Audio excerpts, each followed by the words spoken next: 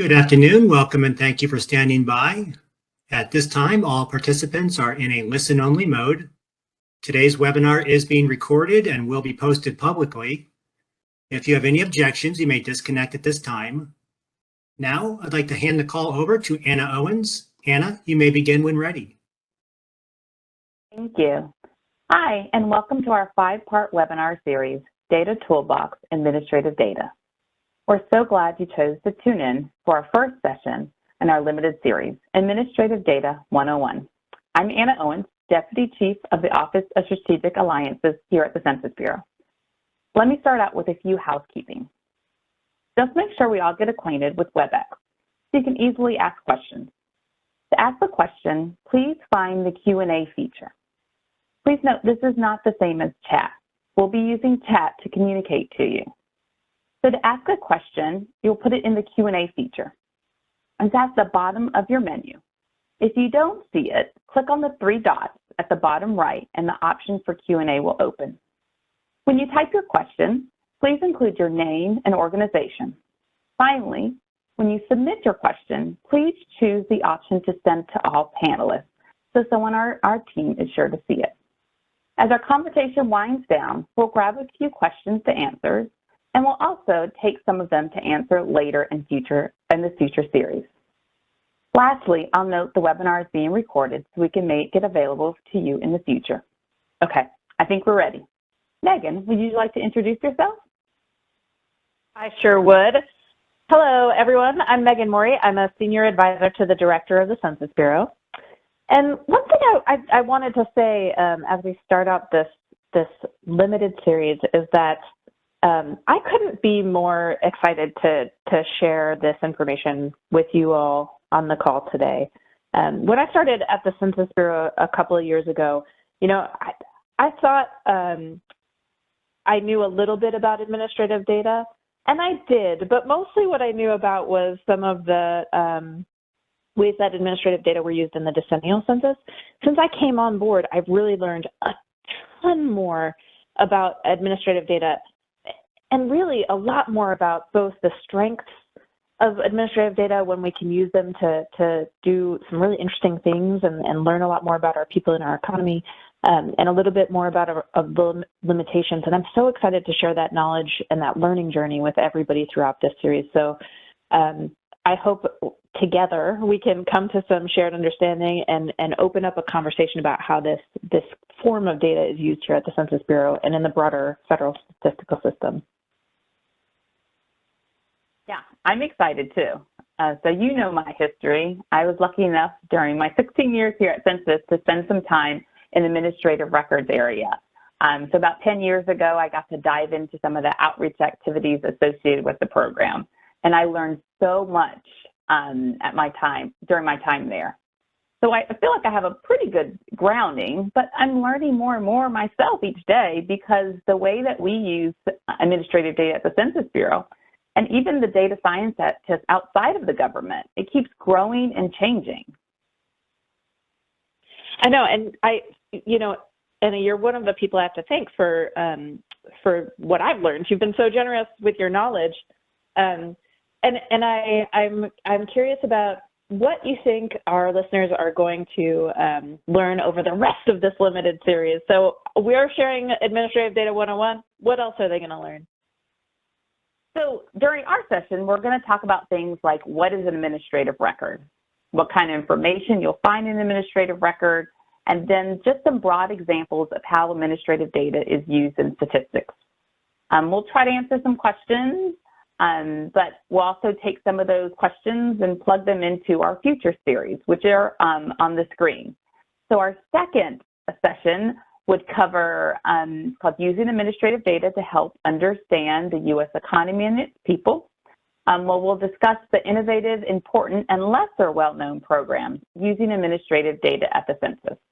The panel will also touch on how the decennial census benefits from this work.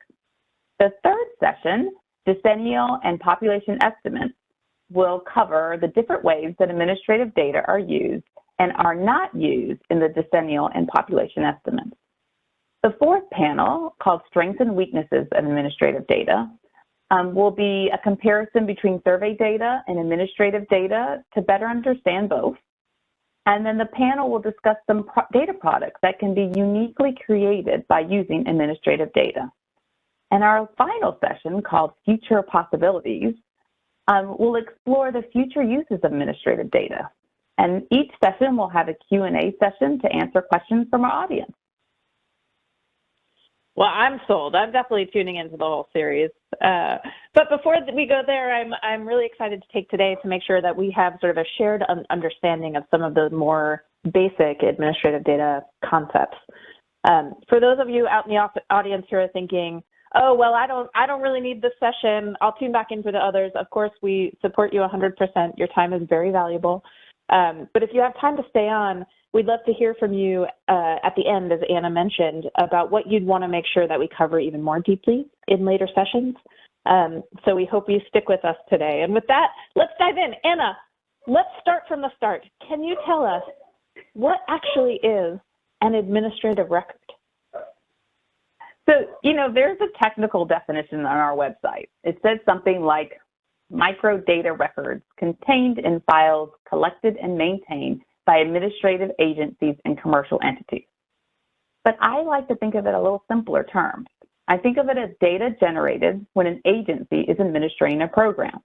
Like, let's say you work at Department of Housing and Urban Development, so HUD, and you run a program that provides housing vouchers for lower income people. Every time someone applies for one of those vouchers, they have to fill out a form. The information on that form goes into a database and effectively becomes data. Those records, which are created so that the agency can administer the housing voucher program, are called administrative data. Because we work in a statistical system, we often think of those records in opposition to the data that we collect, which is data collected for the purposes of creating statistics. You can create statistics from HUD data. You can say 2.2 million households received vouchers. You can talk about where in the country the people that receive vouchers live. You can cite percentages about voucher holders, about certain age or sex or race or ethnicity. All those are statistics. But the data weren't gathered for the purposes of creating statistics. They were gathered so that HUD can manage their housing voucher program. So survey data is collected for the purposes of creating statistics. Administrative data are data collected for the purposes of administering a program. I get it. So across the federal government, there must be hundreds of different kinds of administrative data because there are hundreds of different kinds of programs. And if we think about state, local, tribal programs, there must be even more. Yep, there are. I mean, think about it. You fill out a form for all kinds of things and benefits, food stamps, small business loans, rural housing assistance, but there are also forms filled out that you might not think you're a part of. So think about if your place of work applied for the Paycheck Protection Program funds during the pandemic and reported on the number of employees they have and how much the employees earn and the like. All that data was collected to administer a program, like to make sure your boss could keep paying your paychecks in the early days of COVID. Wow. So I guess, I'm left to ask, what's not an administrative record? I mean, can the Census Bureau just use any data from any form I fill out to create statistics? Well, that's actually a separate question, Megan. What we talked about so far is what is an administrative record. But the fact that something is a record does not mean we can use it. Because just like the Census Bureau data are protected by Title 13, other agencies are protected by other privacy and confidentiality laws, which I know that you know because you went to law school. Yeah, that's right, I did. That totally makes sense. Like we know, like the Department of Education, for example, collects an enormous amount of data on students to administer its programs, and all of that's administrative data, but there's FERPA, the Family Educational Rights and Privacy Act, which limits how the Department of Education can use that data. So that makes sense that all of these administrative data are going to be subject to these different types of laws that guard kind of how we can use it. Like under FERPA, I know Department of Education can only share that data if you're transferring schools or for financial aid purposes or those kinds of things. There are those limitations built into the law. That's right. And the same kind of restrictions apply to health data, data related to immigration, and a bunch of other forms of data. Right. So that's why we have to, that must be, and it's all coming together for me now. That must be why we have to enter into special agreements whenever that kind of program data, administrative data, is used for statistical purposes. That makes sense. So just to wrap us up, make sure I'm grasping it all. You said administrative data are data that are generated when an agency is administering a program. So they're generated by hundreds or probably more like thousands of programs. But just because they're generated doesn't necessarily mean they could be used. We have to look to kind of privacy laws or these special agreements we enter into to see if they can be. So I guess my next question is, with all these different types of administrative records you've mentioned, what exactly is like in an administrative record? What kind of data is administrative data? Well, as you probably guessed, it can be a whole range of things. The content is defined on what the information an agency needs to administer the program. So I'll give some examples. Let's say you live in DC and you're applying for SNAP benefits, also known as food stamps. When you fill out an application, you're going to ask you for your name and your address, your income, how much you pay for housing or rent, and then information about the people in your house. Their name, their age, their sex, their race, ethnicity, the security numbers, marital status, the relationship to you, their citizenship status, whether anyone in the household has an income, other regular expenses. All of that would be the administrative record for the SNAP benefits in DC. Now, let me say up front, that might be the SNAP office record, but we're just talking a little bit about privacy. And when Census Bureau receives data from programs like SNAP, that they actually would strip out the identifying information like name and social security number.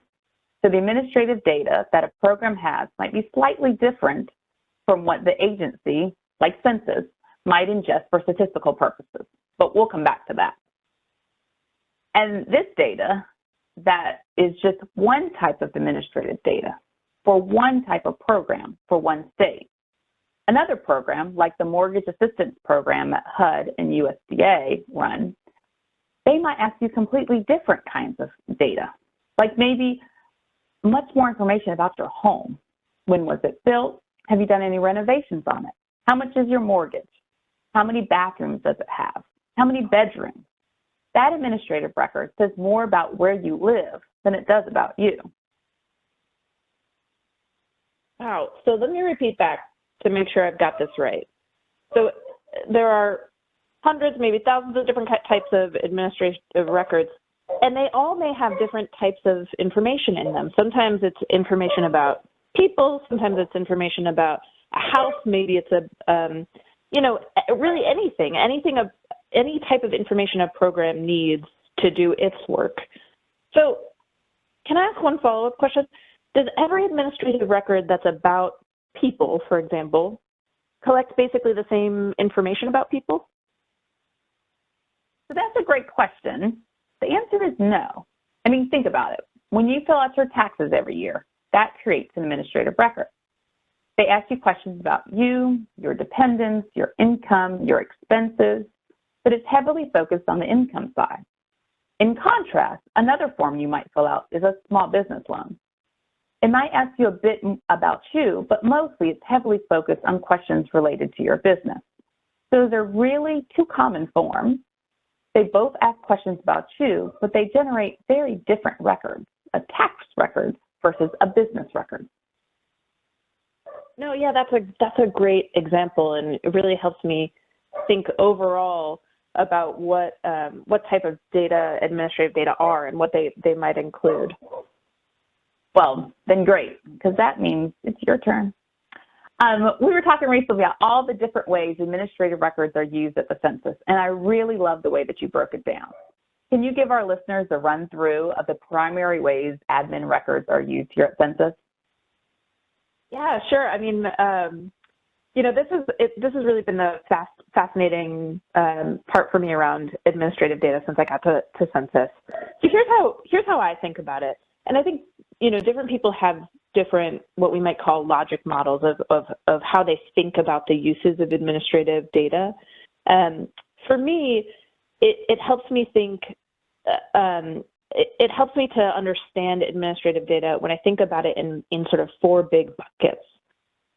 I think about it as the data uses as editing and imputation, statistics creation, benchmarking and quality checks, and equity and program analysis. And there are a lot of different nuances in each of these gigantic buckets. It's just one way to sort of cabin our thinking into sort of a structure. But when I first got here, really the only thing I knew anything about was the use of administrative data in that first context, that editing and imputation. And it's because I came into Census through the sort of the door of the decennial census. It's what I knew most about. And when I was started to work with Census years and years ago, we were talking a lot about how administrative data could be used to change the way the decennial census operates, its operational work.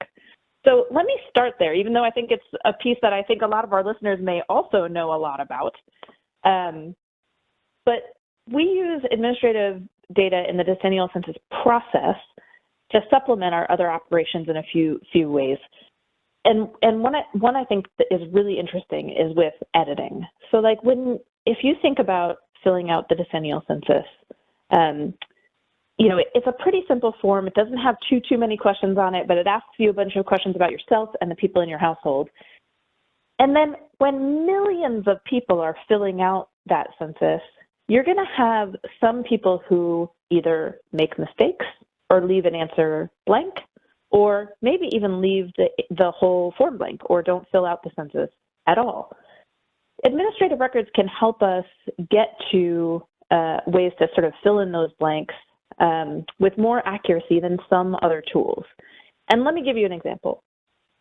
Let's say we've got a census response from someone who says their name is Ricky, they're head of the household, they're the parent to 3 kids, their kids are 11, 13, and 17. Hold on. Is this going to be a word problem? I hate word problems. No. Well, yes, it kind of is a word problem, but bear with me. It's not a bad one, I promise. So Ricky, it really is a word problem. So Ricky reports her date of birth as October 3rd, 2012, which would make her 10. It would make her 10 years old. See, look, word problem complete. But she also says she has 3 kids that are 11, 13, and 17. So that doesn't make a whole ton of sense, right? Census is looking at her form. It says she's 10 years old, says she has these 3 kids. Probably that report was inaccurate. So Census may need to edit her response. Now, there's a bunch of ways that Census could do this. First, they could use an estimate of her date of birth. And this is just sort of like one method they might use. And they could estimate her date of birth by looking at statistics. They could say, like, what's the average age of moms with 3 kids that are 11, 13, and 17, and assume, that is the right age for Ricky. Or they could look at, average ages of other moms in her area and make an estimate in that type of way, right? But there's another option, right? Let's say they have other records that tell us Ricky's actual date of birth.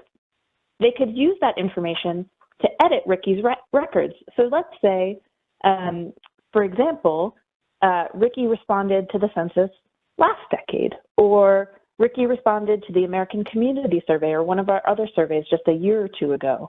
They might look at her self-response from that other form and say, oh, actually Ricky was born October 3rd, 1978. Well, that makes a lot more sense, and it's actually a self-response from Ricky, so we can be pretty confident that it's accurate. That might be a really good way to fill in the blank, or we might have, some record from her from another program. Yeah, that sounds more accurate than estimating a date of birth based on the average mom of 3 kids. Yeah, exactly. So for edits, administrative data can be a really good tool to kind of improve the accuracy of our census data. Then there's like a really similar use of administrative data that we think of as an alternative to imputation. Imputation, we won't go into what that is today because it's a tricky concept, but we can also think of it as an alternative to proxy response. So, and I know you know all about this, but let's just make sure our listeners are on the same page. Proxy response is when someone else responds to the census for you. Like, so a neighbor or a landlord ends up responding for you because an enumerator can't find someone in your household to talk to. So again, with millions of census responses, there are always going to be some people who aren't able to respond, and asking a proxy to help is, a great way to kind of fill in the blank. But it's not the only option. So one option the census has in that case is to ask a neighbor for help, right? Another option they could have is to leave it blank, right? They could just not have a response for that household. But obviously, if there are disparities in kind of the demographics of people who don't respond or who respond partially over time, that might mean we're effectively overcounting or undercounting certain populations. And so leaving it blank, not having a census response from that household doesn't seem like a great solution. That proxy response, can be a good solution as we talked about, but it can be inaccurate too. Let's say, let's say our friend Ricky, who has the 3 kids, she's got a neighbor named Anka, and she knows Anka's her neighbor, but that's about all she knows. She doesn't really know anything about the folks in Anka's household. She might not, the data that we get from Ricky about Anka then might not be too accurate. Or maybe she knows, a little bit of information about Anka's household. She knows Anka lives with, one other adult and a kid, but she doesn't know their race or ethnicity or their ages or what the relationships are between those people in the house. Yeah, so it sounds like we got 1, leave it blank, or 2, ask a neighbor. And it sounds like both can lead to some inaccuracies. Yeah, that's right. But there are other options too, right? Another option would be to use statistical tools like imputation, which we just mentioned. And that's a great tool that we've been using for a really long time. It's a lot like the strategy we just talked about with Ricky. We use statistical tools to kind of help fill in Anka's answers with kind of guesses, not guesses, I mean, they're statistically accurate estimation of what Anka's responses might be. But there's another option, right? And that other option would be, like we did for Ricky, to look to see if we have other data, other program information to fill in Anka's form, just like we did for Ricky's age. So they'd look and see, did Anka fill out the census last decade? Did she fill out the American Community Survey recently? If not, are there other places we can look to fill in some of the blanks, like maybe the Social Security Administration data could help us understand what the ages are of the people in the household, right? Yeah, so that's interesting. So rather than asking a neighbor or modeling or imputing a response based on an average neighborhood response, they would look at other forms where you've answered the same type of questions before. Yeah, exactly. And obviously, if your prior American Community Survey form from like a year ago or something, that's going to be a great source of data because Anka just self-responded with all of the information about her household. But even then, we might need to supplement some of what we can learn from the American Community Survey because we need to know if anything has changed, right? For example, let's say we were looking to your census response from a decade ago. Your date of birth probably didn't change, so that one we can know is pretty good. But you may have new people in your house, or some people may have moved out. You may actually still not self-identify your race or ethnicity in the same way, but your relationship to your partner, may have changed, or any of these items might be a little bit different. Yeah, I didn't even think about that. So, follow-up question for you. Let's say we're looking through all those other records and Anka didn't fill out her census that last decade, but she did fill out, say, a change of address form. Does the Bureau use that to fill out Anka's census, it seems kind of wrong because the change of address form might list people in the house, but it doesn't include their race or ethnicity of the people in the house. No, yeah, totally. And that was a point I was stuck on for a really long time. I was thinking, you know, I don't want you to use data that doesn't make sense to fill in, you know, answers to my census form. But the answer to that question is no. The census team only looks to other sources of information for questions that those forms can answer, right? So they'd, your change of address might tell you about Anka's address, her old address, and the people that live at that address, like the names of those people, for example. But they'd have to go to other sources to fill out information about race and ethnicity, about sex, about whether you own or rent your home, because those just aren't on that change of address form. So they'd only be looking to that change of address form for the one piece of information that change of address form can fill in. Okay. So to summarize, there are a bunch of different ways to fill out empty spaces in the census, including proxy responses, imputation, administrative data, and they all have strengths and weaknesses. For administrative records, we might use the whole record, like a prior census response, or just a piece of it, like a data on home ownership that comes from a mortgage program. Yeah, exactly right. So that's the type of census data I was most familiar, or administrative records data use that I was most familiar with. But there's actually tons of other uses that, you know, I just didn't know a whole heck of a lot about before I came here. So, you know, I want to run through those really quickly, and then I see we're starting to get some questions in the Q&A. We'll make sure to jump into those questions if we can answer them, or make sure that we are able to like pull those into future conversations if we don't have the answers for you here today. So I mentioned 3 other uses when I was chatting about how, you know, our logic model for administrative data use. And those 3 other uses are statistics creation, benchmarking and quality checks, and equity and program analysis. And for me, this is actually where use of these program data, these administrative data, gets really cool.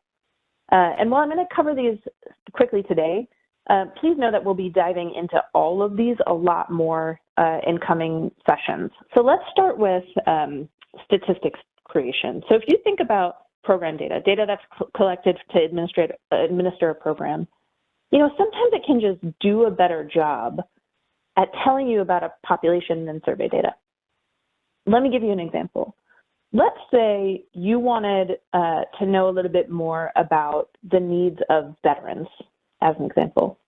So you could look to data from a survey. You could pull out all the survey respondents, the people who filled out the survey who identified as veterans, and compare their responses to the people who did not identify as a veteran, right? That's one way to get information about veterans and to sort of see how veterans are faring. But another option might be to look at data from the Veterans Administration to see what you could learn from the data they collect to administer their programs. And of course, there's going to be pros and cons to both of these, and we'll talk about these more as we go through our sessions. But just to give it to you in a sort of really high-level concept, your survey data, you know, might not have that many veterans, right? So you wouldn't be able to do a detailed analysis of veterans' experiences because there's not that many responses to sort of dive deeply into.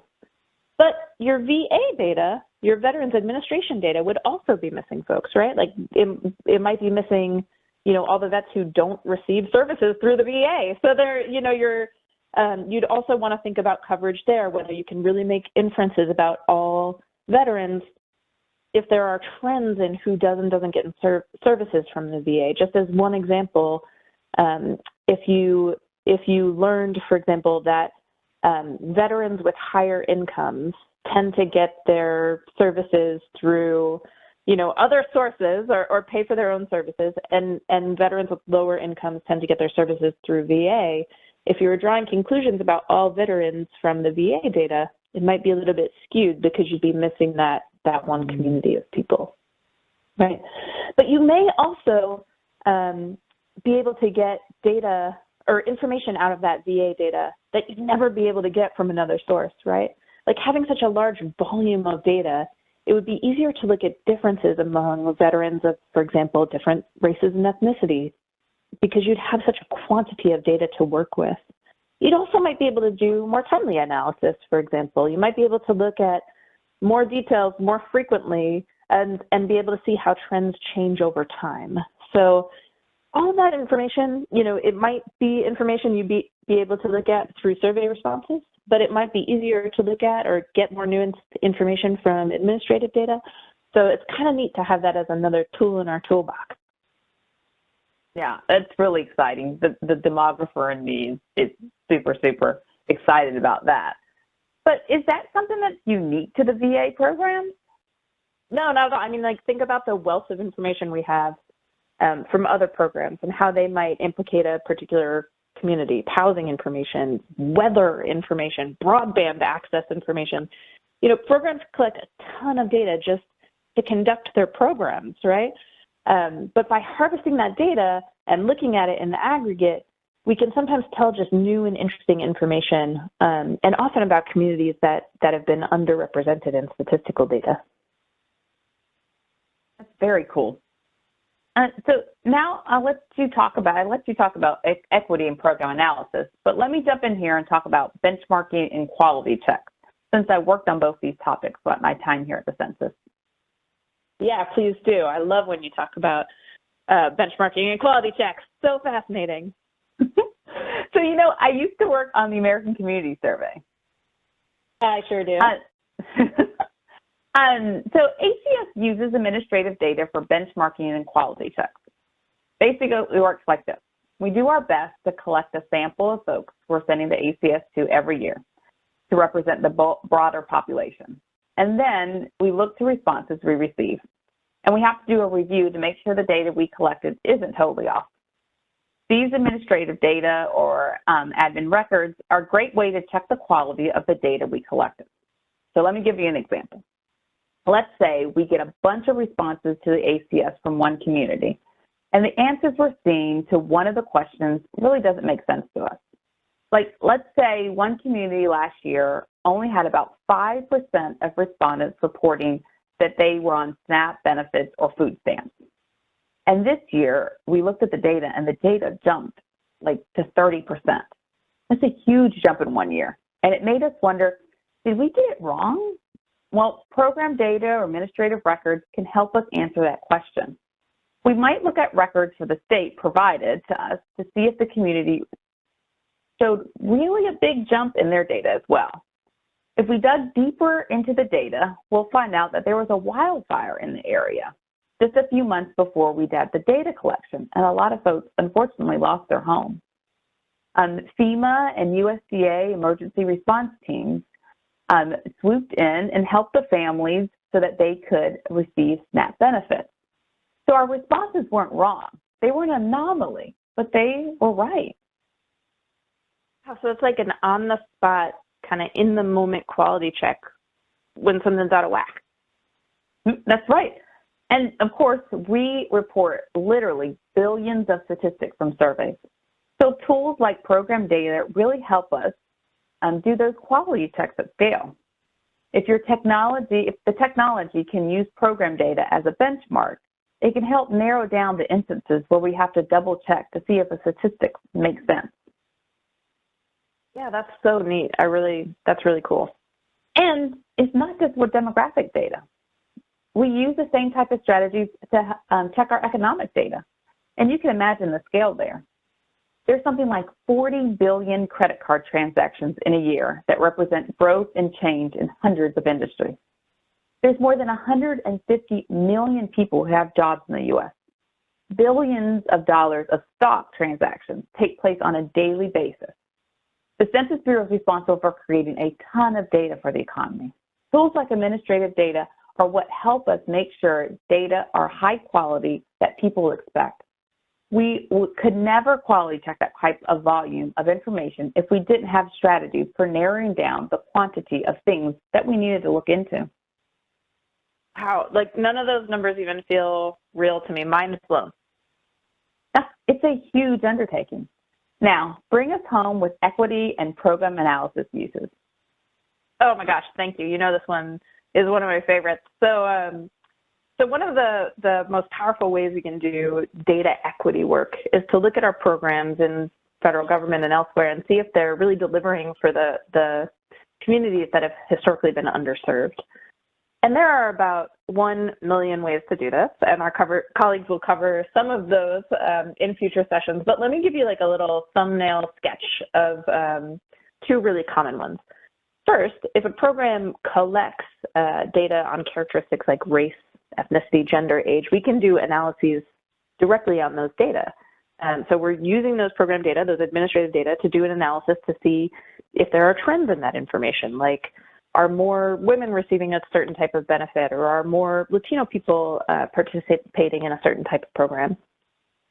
But that data on its own isn't always as useful as when you can layer it over another set of data. So for example, let's say you're looking at a program, you see that there are hardly any young people participating in one region, and you think, oh wow, you know, I should do a bunch of outreach in that region to get to the young folks. But let's say you overlay that map on of the area on broader demographic information about that region. It turns out it's a retirement community. Well, you're glad you did not put all your youth outreach funds into that geography.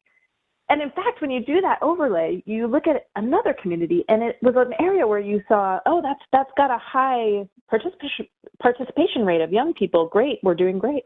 But when you dig deeper and you look at that overlay, you find that almost everyone in that community is a young family, and participation rates aren't actually stacking up against what they should be in that area.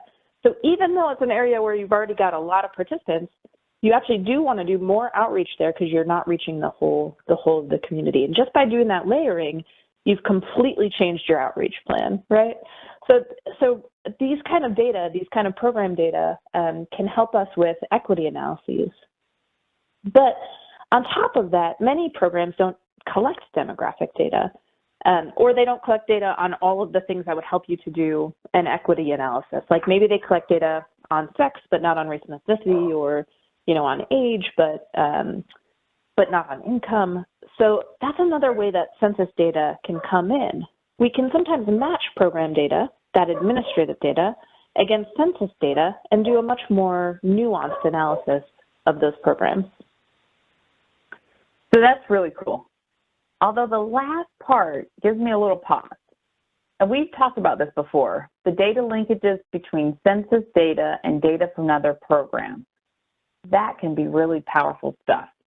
But with great power, becomes great responsibility. Sure, we have a ton of responsibility on the privacy side. And I can talk a tiny bit about the legal piece, but you're one of the people who really introduced me to the policy side of the responsibility there. That's sort of like the ethical backbone of how the Census Bureau makes decisions on whether or not to do a linkage like that. So could you key our listeners in on those policy pieces? Yeah, of course. So when the Census Bureau is deciding whether to link data sets, the linkages first must support the agency's mission, which means that the linkages have to be grounded in creating statistics about the American people, not law enforcement or deciding who is or who isn't eligible for a program or anything like that. And then there's several other criteria to evaluate. So the first one is the best alternative, and this is given consideration to cost, respondent burden, timeliness, and data quality.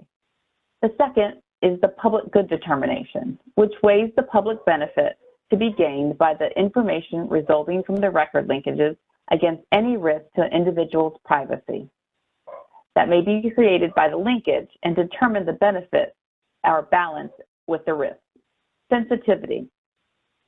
The public's perception level of risk to the individual's privacy in a particular linkage, and create an appropriate level of review and tracking. So there's a lot that needs to be considered beyond the legal framework that we always address. Yeah, that's right. And I think it really is critical that these policies guide whether or not to even do the linkage in the first place. But then on top of that, we've got this legal framework, Title 13, which applies to census data, Title 26, which is sort of guards IRS data, CIPC, which guards all data, those can address whether or not the data can be shared even once it's linked. So not to go all lawyer here, but all of those laws prohibit us from sharing any personally identifiable information. So just like your census responses are kind of locked in the Census Bureau, any linkage would be locked in too. It would only be those sort of statistics that we're able to create as a result of the linkage that even might be releasable. Yeah, so I got it. So the decision on whether to do the linkages is guided by policy protections. And then the protection of the personally identified information is guided by all those laws. That's absolutely right. And you know, there's someone else that I just saw join our webinar who might be able to talk about this even a little bit more. Ron Jarman, what a surprise to see you here. Hi, guys. I thought I would just scroll the internet and find a random webinar to pop into. Well, I'm glad it was ours. None of the other ones would let me in. I love it. Well, we're so glad that you're here because you've really gotten me excited about the possibilities that come along with the ability to use administrative data. But I want you to share with us what excites you about the use of administrative data at Census. Well, Megan, that's a great question, and I just look back to my own early career when I actually did useful work at the Census Bureau, and how me and some colleagues used administrative data to sort of answer new questions. And so administrative data really allow a different window on to some of the same measurement issues that we try to address with our censuses and surveys, but allow you to do it in a more cost-effective, but in particular, more a broader cut. So one of the things that I did in a past life was to use the Census Bureau's business register, which isn't just purely administrative data, but it really is importantly sourced from quarterly payroll tax and income tax records from the Internal Revenue Service, and then with some Census Bureau survey and census collection information added into it. But we took those and linked them up over time. And what the business register has is it has every business location in the country, and we could link those over time. So our surveys don't have data on every location in the country or every company in the country on an annual basis. And so we were able to do things like construct much more accurate measures of business entry and exit, of which companies were growing and shrinking, and how they were accomplishing the growing and the shrinking. And it was something that was very useful to the applied economics literature, but it also turned into an ongoing measurement program here at the Census Bureau, where we produce these statistics on an ongoing basis. And so, you know, that was a great example of how we can tap into administrative data to expand our measurement capabilities and to be able to produce statistics on new things that are important for policymakers, for researchers, and the public. Well, those are that's an exciting area of administrative records, and so another reason why I'm super excited about this series that we're putting forward. So, Ron, so you're an economist. So, what is one admin record project that you worked on that you want to talk about? Well, again, I my favorite, of course, is the stuff that we did with business dynamism, but I think people have kind of took that and went forward. And so one of the more peculiar findings from the pandemic, and I think that Lucia Foster might talk about this in one of the subsequent webinar series, is we started using, we get data from IRS on a weekly basis about new filings for employer identification numbers. So you say, well, what is Census going to do with that? Well, that's importantly how we learn that new businesses are entering the the economy, and we might need to include them in our surveys. Obviously, we include them in things like the business dynamic statistics that I was just sort of talking about a second ago. But we've started a team of researchers from Census and the Atlanta Fed and the Federal Reserve Board a few years ago, started modeling when we get these things on a weekly basis, how many of those applications are actually going to become a business, right? So a measure of future entrepreneurial activity, something that people are very interested in. And some of our work had shown that over time, there's been this sort of declining rate of new businesses entering the economy, something that lots of economists are very concerned about in terms of how that has implications for productivity growth and wage growth and all these sorts of things, and employment and that sort of stuff.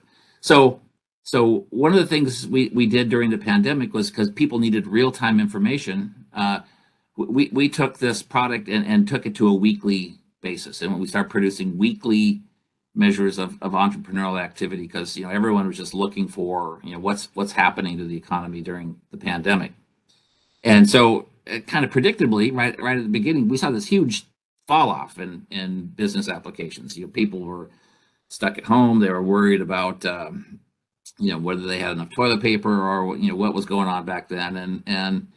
But as the months sort of went by the summer of 2020, we were seeing this kind of unexpected jump in these applications, and that jump has fallen off a bit since then, but it's still unusually high and many times greater than what the baseline was before that.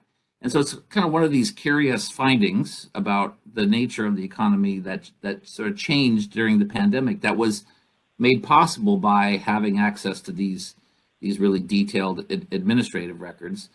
We've learned a lot of this is people in non-store retail, maybe selling stuff on Etsy or something like that. We still don't know how many of these are going to become businesses that hire lots of employees and that sort of stuff. But it's still this very peculiar finding that using sort of traditional stat agency methods like surveys and censuses, we never would have saw this pattern. So yeah, that's super neat and super real time, and I think we'll have some more discussion about that in our future webinars. And so one other question, is there a favorite admin record that you hold near and dear to your heart, data set, or a second favorite that you want to talk about for our listeners? Well, they're all favorite, and so I would just say that it depends on the question you're asking. And so some admin records like tax data have these sort of broad application across many Census Bureau activities, whether it's on the household side, whether it's on the business side. They're just incredibly useful for a broad range of applications. But there's also these like kind of more peculiar ones that we get. Megan talked about program evaluation before, and so I was fortunate to be involved in some of the early sort of testing whether Census Bureau, we could link program data to census data and learn about the performance of the program. And so the ability to bring that data in and link it up in a pretty clean and reliable way, and then to use the Census Bureau data, which is collected independently of the program. I mean, one of the things, you don't want to let programs evaluate themselves, because it's like Lake Wobegon, all the kids are smarter than average, right? So the ability of the power that our data bring is sort of this independent measurement of the impact of the program that programs can't do themselves. And so I did some work with our colleagues at NIST back in the 90s, a long time ago, dating myself there a little bit, and we looked at their manufacturing extension partnership program. And actually it was kind of an aha moment for me, because as a young economist at the Census Bureau, using this sort of survey and economic census data, I was always kind of curious, does this stuff really make sense? And so through that project and some talking to some industrial engineers and learning how that program actually worked, I gained a lot of confidence that the survey data that the Census Bureau was collecting actually kind of was measuring what we were intending it to measure. And so that was actually a really cool finding for me. So that's so neat. Well, see, Ron, once again, you have gotten me excited, not just about administrative data and its possibilities in general, but for our other sessions in this series where I know that some of our colleagues are going to talk about these programs even more. Now, I know you have to go, but I am so glad you were able to stop by. And for those of you listening, I do think Ron will be back in another session to share even more pearls of wisdom. So thank you, Ron. All right, thanks. Great talking to you guys. Great. So, we've gotten a bunch of questions in the Q&A, but we've actually answered most of them along the way. So let me touch back on a couple of them. Okay. One, a logistics question. People asked, will this presentation be recorded? That's a fun question. Are people going to be able to see this presentation later if they want to? Yes, so we'll be posting the recording of the session online. It'll be probably about a week and a half, maybe two, to post them, but you'll be able to rewatch this session with us again and the future ones as well. I know people will be excited for that.